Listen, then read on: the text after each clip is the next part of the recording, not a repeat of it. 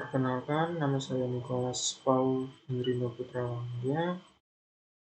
Saya di sini ingin menjelaskan tentang materi pertemuan 12. Pengertian internet. International networking merupakan dua komputer atau lebih yang saling berhubung membentuk jaringan komputer hingga meliputi jutaan komputer di dunia internasional yang saling berinteraksi dan bertukar informasi. Interconnected networking, sebuah sistem komunikasi global yang menghubungkan komputer-komputer dan jaringan komputer di seluruh dunia. Sejarah internet itu Departemen Pertahanan Amerika membentuk suatu jaringan komputer yang disebut ARPANET untuk memungkinkan personil militer dan peneliti sipil bertugas informasi yang berkaitan dengan hal-hal militer. Melalui proyek ARPA, Advanced Research Project Advance, mereka mendemonstrasikan hardware dan software komputer yang berbasis Unix dapat melakukan komunikasi dalam jarak tak berhingga melalui saluran telepon. Diperkenalkan pada Oktober 1972, pada tahun 1981 hanya 231 komputer. Tahun 1986 bertambah menjadi 2.308 komputer dan 1,5 juta komputer pada tahun 1993.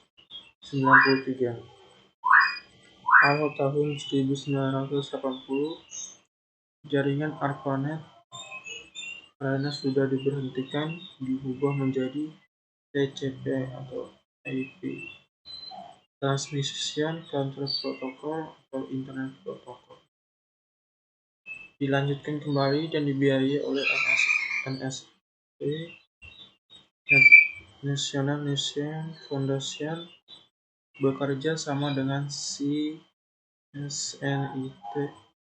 Computer Science Networking, berubah nama menjadi NSVNet. Fasilitas internet itu ada World Wide Web, Electronic Mail, Telnet, File Transfer Protocol, GPR, Chat Group atau Internet Relay, dan Newsgroup.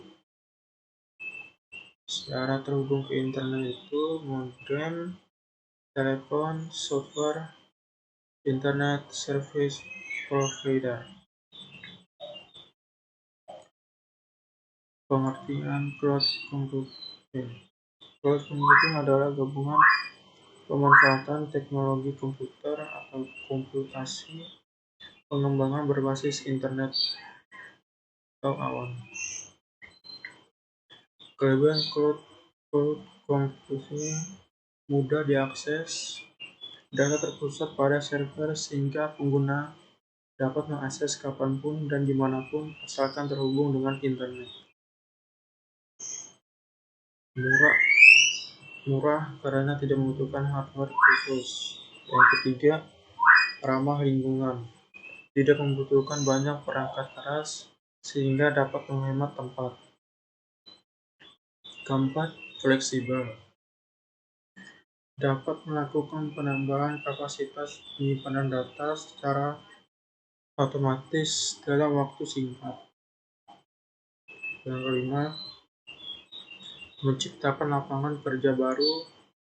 Praktis IT dapat membuka jasa teknologi cloud computing.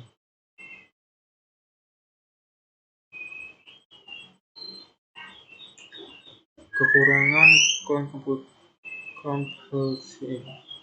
tergantung pada koneksi internet.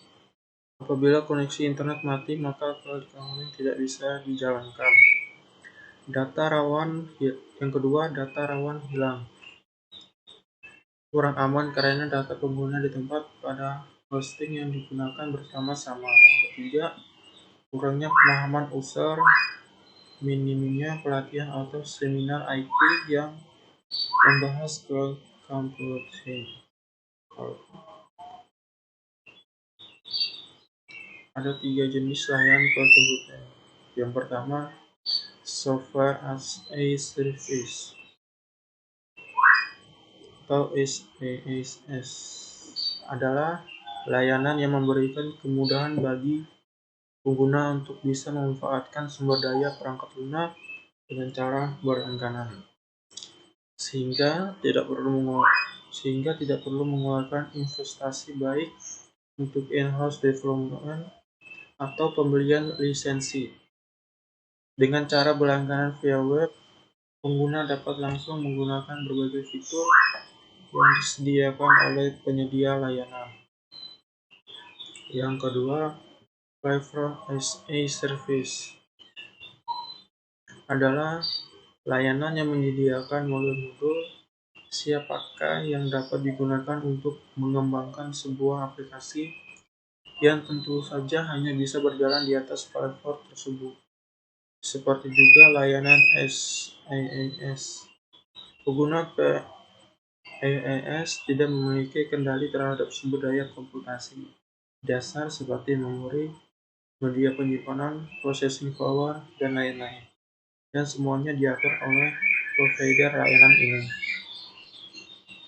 Yang ketiga, infrastruktur as a service adalah sebuah layanan yang menyewakan sumber daya teknologi termasuk informasi dasar yang meliputi media penyimpanan, processing power, memori, sistem operasi, kapasitas jaringan, dan lain-lain yang dapat digunakan oleh penyewa untuk menjalankan aplikasi di miliknya. Penyewa tidak perlu tahu dengan mesin apa dan bagaimana caranya penyedia layanan menyediakan layanan ESS. Yang penting, permintaan mereka atau sumber daya dasar teknologi informasi itu dapat dipenuhi. Sekian dari saya, terima kasih.